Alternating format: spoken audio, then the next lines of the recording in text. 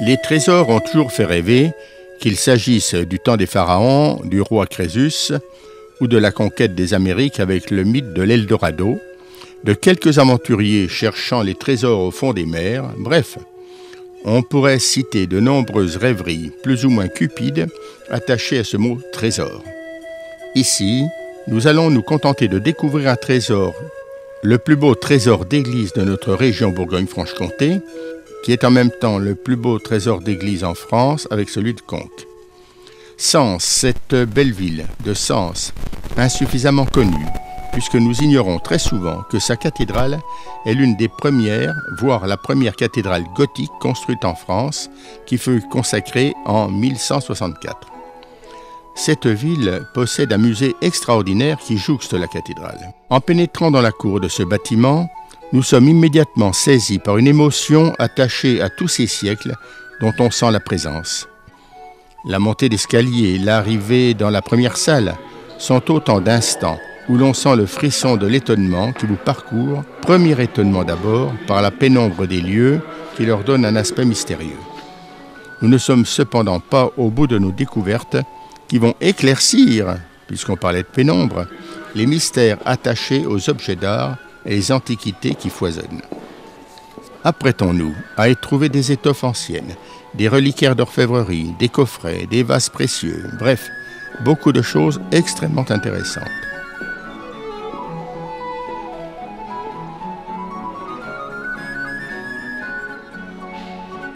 Nous commençons notre découverte par la tapisserie des 3 couronnements. Elle est réalisée à partir de matières rares et précieuses comme la soie qui provient de Chine. En effet, cette matière n'était pas produite dans le monde occidental. Cette tapisserie est également faite de fils d'or et d'argent.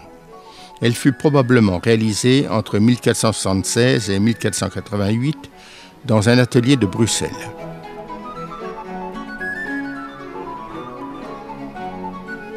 L'œuvre est faite en forme de croix, avec au centre la représentation de la Vierge lors de son couronnement, accompagnée de Jésus et du Père Céleste, ainsi que les symboles de la colombe qui complètent la Trinité.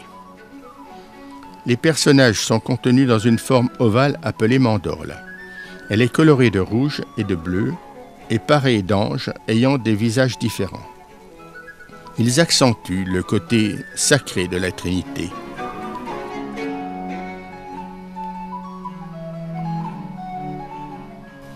Dans la partie gauche, on note l'élégance des personnages, le raffinement des costumes, la finesse du tissage. C'est une illustration du couronnement de Bethzabée, mère de Salomon, qui va recevoir la couronne royale des mains de son fils. Cette scène est tirée du livre des rois, dont les premiers chapitres racontent la succession du roi David et servent de préambule à l'histoire de Salomon. Vêtu de rouge, et selon une coutume fréquente à l'époque, l'archevêque se serait fait représenter sur la tapisserie, non pas dans l'attitude figée du donateur, mais parmi les membres élégants et riches habillés de la cour de Salomon, semblables à ceux de la cour royale.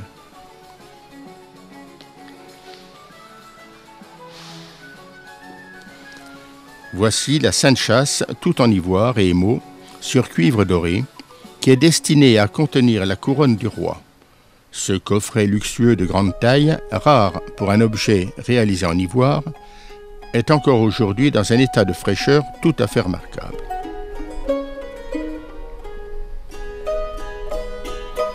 Elle est bien évidemment dans une vitrine avec hygrométrie et température régulée.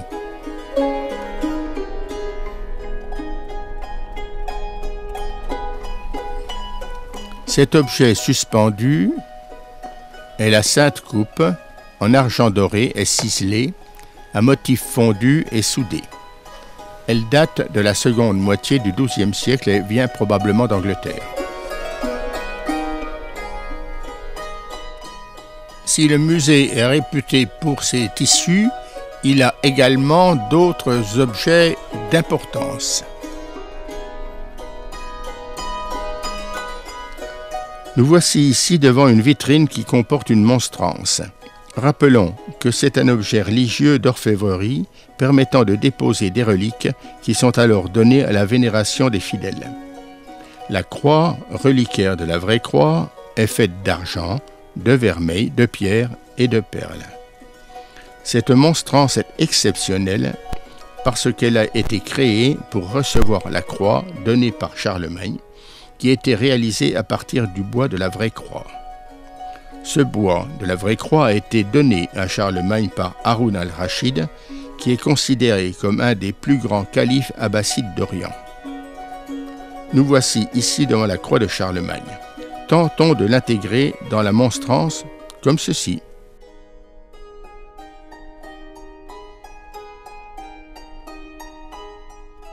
Nous voyons maintenant le suaire de Saint-Victor. Il provient de Byzance, probablement aux alentours du 8e siècle, et est tout en soie.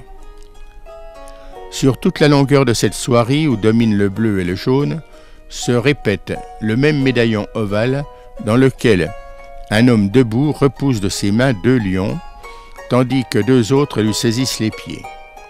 On a cru y lire la figure chrétienne de Daniel dans la fosse aux lions, mais il s'agit plus vraisemblablement d'un thème oriental, peut-être le thème du héros Gilgamesh affrontant des lions.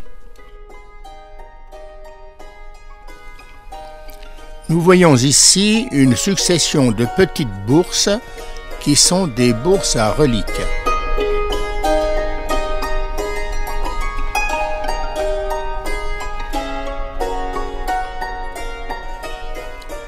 Poursuivons notre visite en passant dans la salle suivante qui est de nature très différente.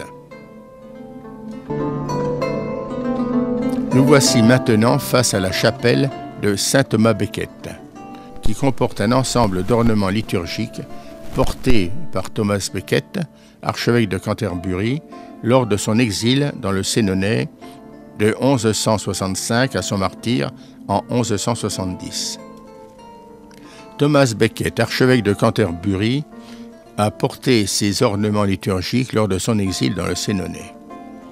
On appelle chapelle l'ensemble des vêtements nécessaires à l'exercice le plus complet du culte. Après sa canonisation rapide, 1173, ces vêtements sont devenus des reliques insignes et ont été au fil des siècles objets de dévotion.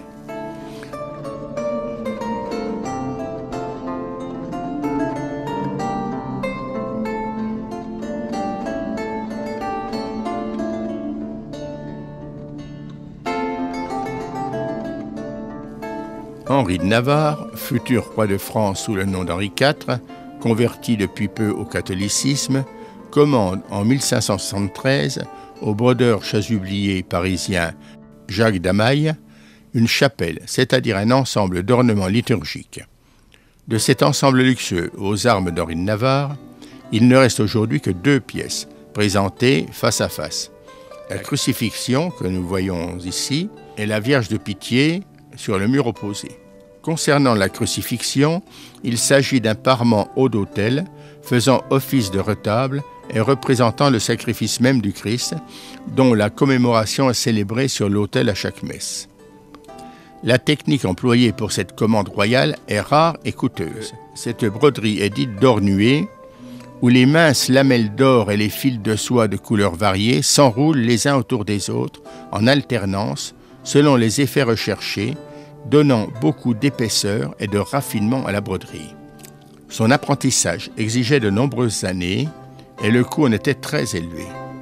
Le futur roi a donc choisi le plus prestigieux pour affirmer sa conversion.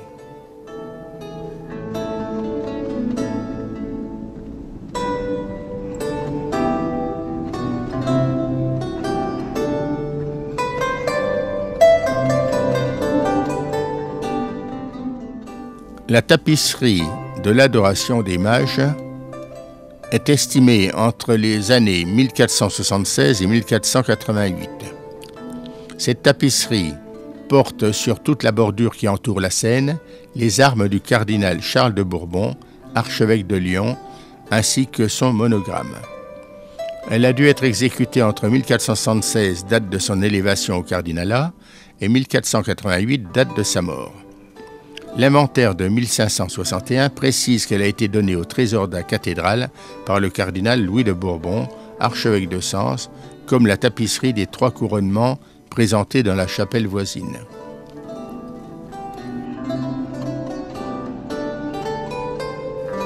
On peut noter que les 3 rois mages sont de race blanche, seul le serviteur est noir.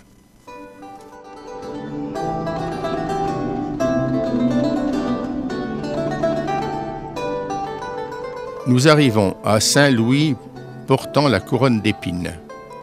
Louis IX est représenté debout, tête couronnée et pieds nus, vêtu d'une longue tunique et d'un manteau bordé d'un galon à fleurs de lys. Il tient devant lui un médaillon reliquaire dans lequel se trouvent des fragments de jonc de la couronne d'épines du Christ. Détachés de la couronne lorsqu'elle fut apportée de la Sainte-Chapelle à Saint-Denis en 1792, ils ont été légués par l'abbé Thomas, chanoine de Sens, qui les avait reçus de Don Dieuzy, dernier trésorier de l'abbaye Saint-Denis.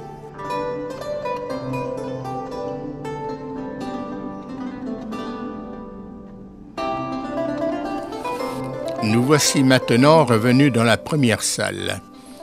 Pour tout dire, nous n'avons quasiment rien montré et rien vu. Ce musée, ne l'oublions pas, est le premier musée de France d'art religieux avec celui de Conques. Aussi, ce n'est pas en quelques minutes que l'on peut en faire le tour. Nous vous invitons très fortement à venir le visiter. Pour terminer, nous orienterons notre attention sur la croix de Charlemagne, croix unique authentique qui est la pièce majeure de ce musée.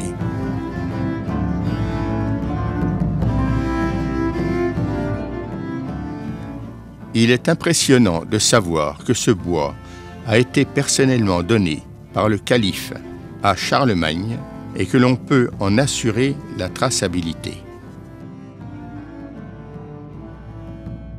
Merci à l'empereur à la barbe fleurie et merci à tous ceux qui en ont assuré la pérennité jusqu'à aujourd'hui.